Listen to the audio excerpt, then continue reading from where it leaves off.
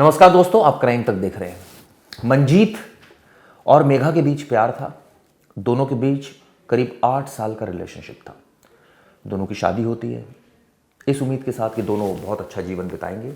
लेकिन जैसे ही शादी होती है उसके 5 महीने के बाद जुलाई 2024 में मेघा अपने घर चली जाती है, कड़कड़डूमा, दिल्ली। दोनों के बीच पट नहीं रही होती, कई सारे मुद्दे होते हैं, विवाद होते हैं। 8 साल पहले जब रिलेशनशिप था तब तो सब कुछ अच्छा लग रहा था, बड़ी बड़ी बातें की जा रही थी कि दोनों साथ में रहेंगे। लेकिन ऐसा क्या हो गया कि फिर दोनों के बीच विवाद हो गया। विवाद इतना ही नहीं, इसके बाद आपको जो कहानी बताने जा रहा हूँ वो सुनकर आप चौंक जाएंगे। मंजीत मिश्रा लड़के का नाम है। उसकी शुक्रवार को सुबह जब वो अपने ऑफिस जा रहा था ग्रेटर नोएडा, तो बाइक पर 2 लोग सवार थे, गोलियां चला दी उस पर। उसके सिर में गोली लगी, उसकी मौके पर ही मौत हो गई। कई सवाल खड़े हो गए हैं इस घटना के बाद। परिवार का रो रो कर बुरा हाल है। किसने मारा? क्या मेघा ने ये काम करवा दिया? मेघा के भाई ने करवा दिया? पुलिस ने शुरुआत में जब उनको एक गाड़ी में डेड बॉडी मिली, पूरी इन्वेस्टिगेशन शुरू हुई, पता चला उसकी पहचान मंजीत के रूप में हुई। उसके घर वालों को फ़ोन किया, ये बताया कि उसको तो गोली मार दी है। सोचिए, ये लड़का डाटा मैनेजर था और ये बताते हैं कि गाज़ियाबाद में रहता था लेकिन ग्रेटर नोएडा में जॉब करता था, और ये आईटी इंजीनियर इसको कहा जाता है जो था। और ये वहाँ पर इसका ऑफिस है ग्रेटर नोएडा में।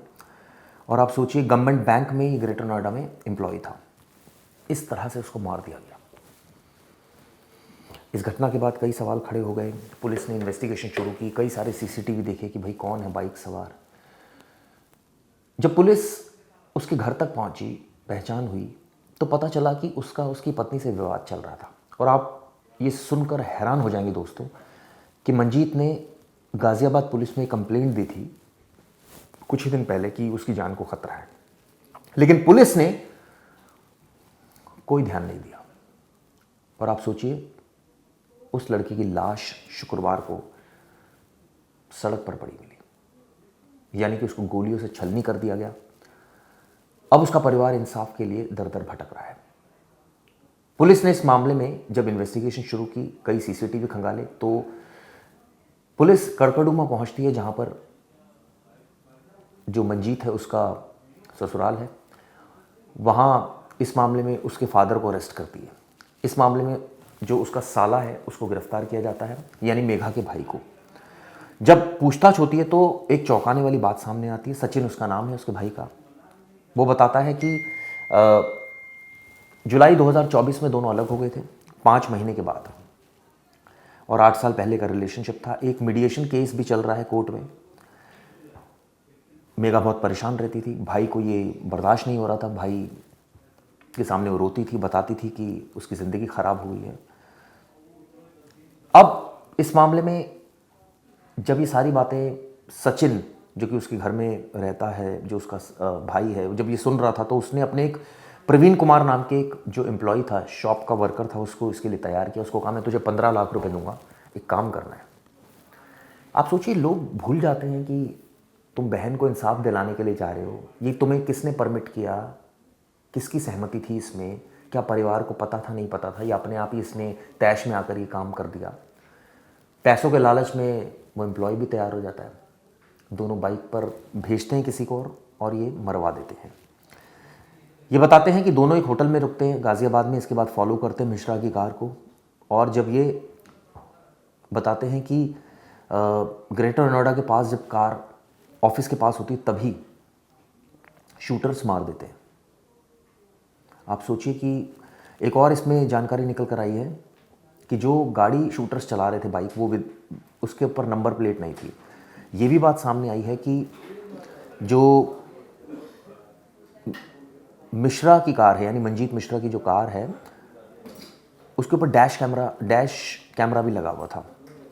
कई सारी चीज़ें पुलिस ने इन्वेस्टिगेट की, फुटेज भी इन्वेस्टिगेट की। तब जाकर इस मामले में आरोपी जो गिरफ्तार हुए, वो आपको बता दूं, भोपाल सिंह राठौर, जो उनके फादर हैं लड़की के। सचिन और ऋषभ, जो कि भाई है मेघा के, उनको भी बुक किया गया है।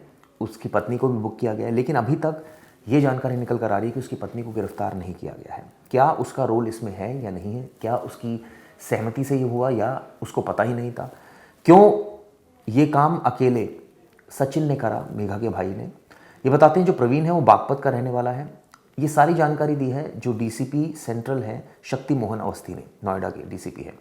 ये आपको बता दूं कि ये इतना आसान नहीं था केस दोस्तों इसको सॉल्व करना, क्योंकि जब डेड बॉडी मिली, कार का रजिस्ट्रेशन नंबर से पता चला कि आइडेंटिफिकेशन हुई, पुलिस घर तक पहुंची गाज़ियाबाद, वहाँ से फिर कड़कड़ुमा पहुंचती है जो जहाँ पर उसका ससुराल था लड़के का, वहाँ पूछताछ की जाती है तो पता चलता है जी एक तो मीडिएशन केस चल रहा है। ये भी पता चला कि जब इस मामले में जांच हुई कि 15 लाख रुपए में सौदा तय हुआ, ये जानकारी निकलकर सामने आई। एक तो मीडिएशन केस चल रहा है जो कि पेंडिंग है और इससे काफ़ी परेशान रहती थी। ये भी पता चला है कि सचिन ने भी पुलिस के पास गया था, वो इन दोनों को जो डोमेस्टिक डिस्प्यूट चल रहा था उसको लेकर, और मंजीत ने भी ये कंप्लेंट की थी गाज़ियाबाद पुलिस ने कि उसकी लाइफ को थ्रेट है। आप सोचिए एक आदमी को कितने टाइम से थ्रेट है, आप उसको गोली थोड़ी मार दोगे अगर मैरिटल डिस्कॉर्ड चल रहा है। क्या बातें थी अंदर की, परेशान रहती थी, क्यों साला उसका तैयार हो गया मारने के लिए, वो हथियार कहाँ से लाया, ये भी तमाम ऐसी जानकारी जो पुलिस एकत्र कर रही है, जांच कर रही है। लेकिन आप सोचिए 32 साल का आरोपी है जिसको पकड़ा है सचिन राठौर को, जो कि ये बताते हैं कि मेघा का भाई है। लेकिन सवाल ये उठता है कि उसने इसमें उसके फादर का क्या रोल था। इसमें फादर को भी बुक कर रखा है जो कंप्लेंट लिखाई है, इसमें मेघा का भी नाम है। क्या मेघा का को इस बारे में जानकारी नहीं थी, इस वजह से पुलिस ने उसको जाने दिया, या वजह कुछ और है, ये भी तहकीकात की जा रही है। हालांकि परिवार का रो रो कर बुरा हाल है नेचुरली, जिनका चिराग इतनी जल्दी बुझ जाए, सोचिए उन परिवार पर क्या बीतेगा। लेकिन 29 साल का था, ये बताते हैं जो कि मंजीत की जो उम्र है, और कितना भयानक अंत हुआ। आप सोचिए कि इस कहानी से हमें क्या सीखने को मिलता है कि एक तो रिलेशनशिप कोशिश कीजिए बचा कर रखिए, और अगर इस तरह से ख़राब हो जाए तो क्या उसका खामियाजा या इस तरह से उसका बदला लिया जाएगा। सोचिए आप, उसको गोलियां मार दी गई, सरेआम उसको गोलियां मार दी गई। सिर्फ इसमें मंजीत की मौत नहीं हुई, उसके परिवार का आप सोचिए क्या बुरा हाल होगा इस समय, उसकी बहन का कितना बुरा हाल होगा। अब वो सब मेडिकल रिपोर्ट्स इकट्ठा कर रही है, तमाम चीज़ें इकट्ठा कर रही है। इस घटना ने ये भी सवाल खड़ा कर दिया कितनी आसानी से हथियार मिल जाता है। ये भी सवाल खड़े कर दिए कि कोई कहीं भी गोलियां चला देता है। ये भी सवाल खड़े कर दिए कि पुलिस अभी तक पूरे आरोपियों को गिरफ्तार नहीं कर पाई है, तो आखिर किस तरह की इन्वेस्टिगेशन अभी चल रही है। हो सकता है आगे पकड़ ले पुलिस इस तरह के केस में, लेकिन जिस तरह से सरेआम गोलियां चल रही है इसका मतलब पुलिस का कोई डर ही नहीं है। ऐसी कई चीज़ें हैं जो इससे निकल कर आई। लेकिन सबसे ज़्यादा जो इस पूरी घटना ने परेशान किया दोस्तों, वो ये किया है कि आप सोचिए रिश्ते में लोग ये भूल जाते हैं कि सचिन ये भूल गया कि इसका अंत क्या होगा। उसको लग रहा था कि वो मार देगा, उसकी ईगो सेटिस्फाइड हो जाएगी, बहन खुश हो जाएगी, लेकिन अब क्या होगा, पूरा परिवार बुक हो गया। आप सोचिए क्रिमिनल केस में, वो तो गिरफ्तार, उसकी ज़िंदगी ख़त्म, अब वो जेल में रहेगा, उसका जो नौकर था वो भी जेल में रहेगा, और जो भी साजिश में शामिल होंगे वो भी जेल जाएंगे। हालांकि अभी तक और को तो गिरफ्तार नहीं किया है, लेकिन आप ये सोचिए कि कितना इस घटना के कितने परिवार ख़राब हुए। 2 परिवारों को में किस तरह की अब कटुता बढ़ जाएगी। नेचुरली एक परिवार का बेटा जो है वो मर गया, दूसरे परिवार का जो उसका जो भाई है मेघा का, उसको जेल हो गई। तो आप सोचिए किस तरह की माइंडसेट रहेगा आने वाले वक्त में, मेघा पर इसका क्या असर पड़ेगा। कि अभी तक तो चलिए मैरिटल डिस्कॉर्ड का मामला चल रहा था, अब ये हालात पैदा हो गए। आखिर ऐसी कौन सी वजह हो गई जिसकी वजह से उसको जान का खतरा था। ये भी बात है कि भाई क्या इससे पहले भी कोई अटैक करने की सोच रहा था या किया था उसके ऊपर अटैक, मंजीत के ऊपर सचिन ने, या उसकी कंप्लेंट में क्या है सारी डिटेल्स। लेकिन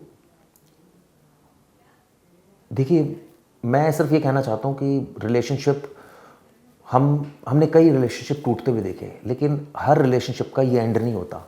ठीक है, आप रिलेशनशिप में नहीं रहना चाहते, आप अपनी ज़िंदगी बिता सकते हैं, अलग रह सकते हैं, ठीक है, पीड़ा होती है माना, लेकिन इसका मतलब ये नहीं कि इतना गुस्सा आ जाए आपको कि आप दूसरे की जान ले लें।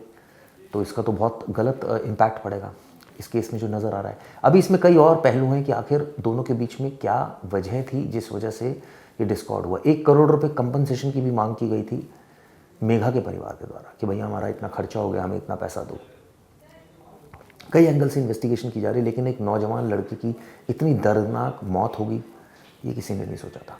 खैर, इसके और पहलुओं पर भी बात करूंगा। आप लोग इस पर क्या सोचते हैं, क्या आपका व्यू पॉइंट है, ज़रूर बताइएगा।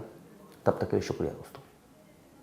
21 फरवरी 2025 को सुबह लगभग 9 बजे के आसपास एक व्यक्ति जिसका नाम मंजीत मिश्रा है, उम्र लगभग 29 वर्ष है और मूल रूप से गाजियाबाद का निवासी था, उसकी कुछ अज्ञात व्यक्ति द्वारा गोली मारकर हत्या की गई थी। वह एक सरकारी बैंक में कर्मचारी था। उसी संदर्भ में आज इस पूरी घटना का खुलासा हुआ, इसमें 2 लोगों की गिरफ्तारी सुनिश्चित की गई है। इन दोनों का नाम सचिन और प्रवीण है। सचिन जो है वो मृतक का साला है, उसकी उम्र लगभग 32 वर्ष है और वह इस पूरी घटना का मास्टरमाइंड है। सचिन ने लगभग 15 लाख रुपए की सुपारी देकर मृतक मंजीत की हत्या करवाई थी और मृतक की हत्या उसने प्रवीण के द्वारा करवाई थी, जो इसमें इसका को कॉन्स्पिरेटर है। प्रवीण सचिन की शॉप में काम भी करता है और मूल रूप से बागपत का निवासी है और उसने पूर्व से परिचित कुछ शूटर्स के सहारे इस पूरी घटना को अंजाम दिया था। घटना का जो मूल वजह सामने आई वो यही कि दोनों परिवारों के बीच एक पारिवारिक मतभेद था। मृतक और उसकी वाइफ की शादी 28 जनवरी 2024 को संपन्न हुई थी। कुछ दिनों बाद ही मृतक के फादर की एक्सीडेंट में डेथ हो गई और उसके बाद से ही दोनों परिवारों के बीच तनाव चल रहा था। बोलचाल भी काफ़ी समय से बंद थी और ये लोग मीडिएशन लगातार करके रूपों में कर रहे थे। जो सचिन है, जो इसका मास्टरमाइंड है, वह इस लिटिगेशन से परेशान था और क्योंकि दोनों तरफ के घर वाले डिवोर्स की तरफ आगे बढ़ रहे थे, इसलिए इन सभी चीज़ों से परेशान होकर उसने अपने इसमें मंजीत का मर्डर कराने की सुपारी दी और इस घटना को 21 फरवरी 2025 को अंजाम दिया। इसमें अभी जो शूटर्स हैं उनकी भविष्य में गिरफ्तारी सुनिश्चित की जाए। इसमें जो अन्य परिवार वाले हैं उनकी रोल की और उनके भूमिका की जांच अभी प्रचलित है। सर, क्या पत्नी की भूमिका भी अभी पत्नी की, ससुर की और अन्य जो नामजद अभियुक्त हैं उन सभी के बारे में जानकारी की जा रही है और विवेचना के क्रम में इन सभी का रोल जो है वो उसमें और इन्वेस्टिगेशन की जाएगी। सुपारी में कितना पैसा दिया गया था सर? कितना लगभग 15 लाख रुपए की इसने सचिन ने 15 लाख रुपए की पेशकश की।